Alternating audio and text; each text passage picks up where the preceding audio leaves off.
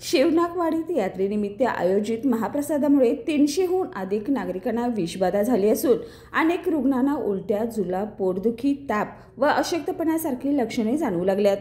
घटनेची माहिती मिळताच प्रशासनाने तातडीने उपाययोजना राबवत प्रभावित रुग्णांना उपचारासाठी इंदिरा गांधी रुग्णालयासह जिल्ह्यातील विविध रुग्णालयामध्ये दाखल केले। या गंभीर परिस्थितीच्या पार्श्वभूमीवर शिवनाकवाडी येथे आमदार राहुल आवाडेंनी भेट देऊन परिस्थितीची पाहणी केली। आमदार राहुल आवाडे यांनी रुग्णालयात जाऊन बाधित रुग्णांची विचारपूस केली। त्यांनी वैद्यकीय अधिकाऱ्यांसोबत आढावा बैठक घेतली व रुग्णांना तातडीने व सर्वोत्तम उपचार मिळावेत यासाठी आवश्यक त्या सूचना देखील दिल्यात। यावेळी त्यांनी प्रशासन व आरोग्य विभागाला अधिक तत्परतेने काम करण्याचे निर्देश दिले। नागरिकांच्या आरोग्याशी कोणतीही तडजोड होऊ नये तसेच सर्वांना मोफत व तातडीच्या वैद्यकीय सेवा मिळाव्यात यासाठी आवश्यक ते सर्व प्रयत्न करण्यात येतील असं त्यांनी स्पष्ट केलं।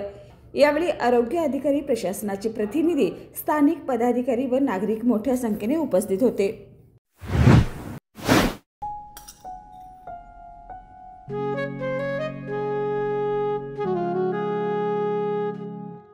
बाबा, आज येताना बासुंदी घेऊन या ना।